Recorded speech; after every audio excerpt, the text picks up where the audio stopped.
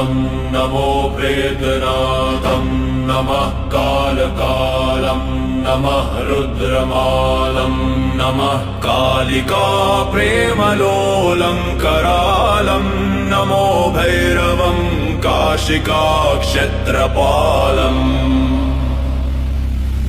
पुराणों में वर्णित है कि एक समय देवताओं के बीच यह चर्चा छिड़ गई कि त्रिदेवों ब्रह्मा, विष्णु और महेश में सबसे श्रेष्ठ कौन है। इस पर कई मतभेद हुए और अंत में सभी देवताओं और आर्षियों ने वेदों से मार्गदर्शन प्राप्त करने का निर्णय लिया। वेदों ने एक स्वर में भगवान शिव को ही परम सत्य और सर्वोच्च बताया, जिनके भीतर यह संपूर्ण चराचर जगत समाया हुआ है। भगवान विष्णु ने वेदों के इस निर्णय को सहर्ष स्वीकार कर लिया, किंतु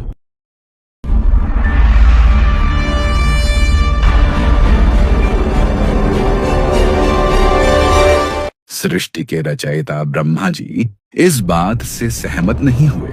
वे स्वयं को सर्वश्रेष्ठ मानकर अहंकार से भर गए।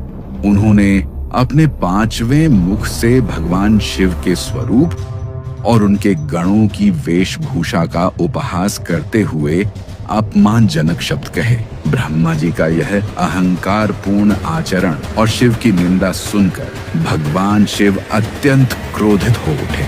उनका क्रोध इतना प्रचंड था कि उसे धारण करना पूरी सृष्टि के लिए कठिन था। अपने अपमान और ब्रह्मा के अहंकार को दंड देने के लिए भगवान शिव ने अपनी भौहों के मध्य से एक अत्यंत तेजस्वी, भयंकर और विकराल स्वरूप को प्रकट किया। यह स्वरूप साक्षात महाकाल जैसा था।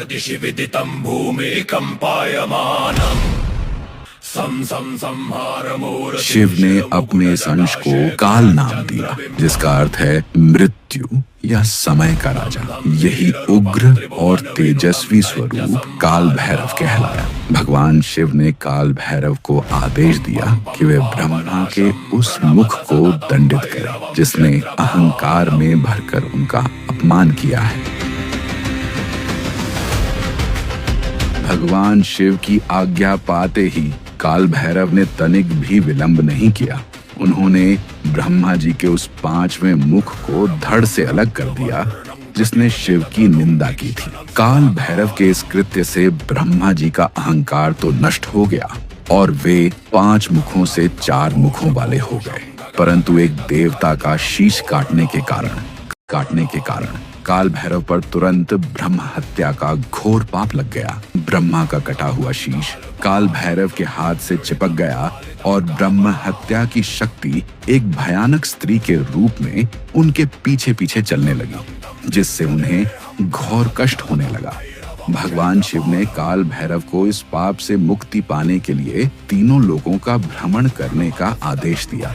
वे दंड पाणी के रूप में भटकते रहे, लेकिन किसी भी तीर्थ स्थान पर उन्हें शांति नहीं मिली, क्योंकि कपाल उनके हाथ से चिपका रहा और ब्रह्म हत्या उनके पीछे रही। अंत में भ्रमण करते हुए वे भगवान शिव की परम प्रिय नगरी काशी पहुंचे।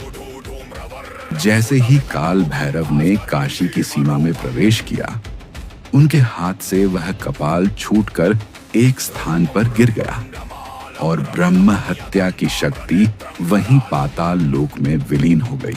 जिस स्थान पर कपाल गिरा वह स्थान कपाल मोचन तीर्थ कहलाया। इस प्रकार उन्हें ब्रह्म हत्या के पाप से मुक्ति मिली।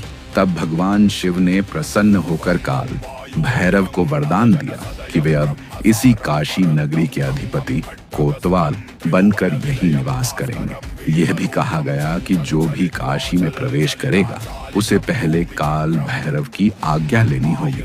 तभी से काल भैरव को काशी का कोतवाल कहा जाता है, जो भक्तों के भय, पाप और संकटों को दूर करते हैं और धर्म तथा न्याय की रक्षा करते हैं। उनकी पूजा करने से व्यक्ति काल समय के भय से मुक्त हो जाता है।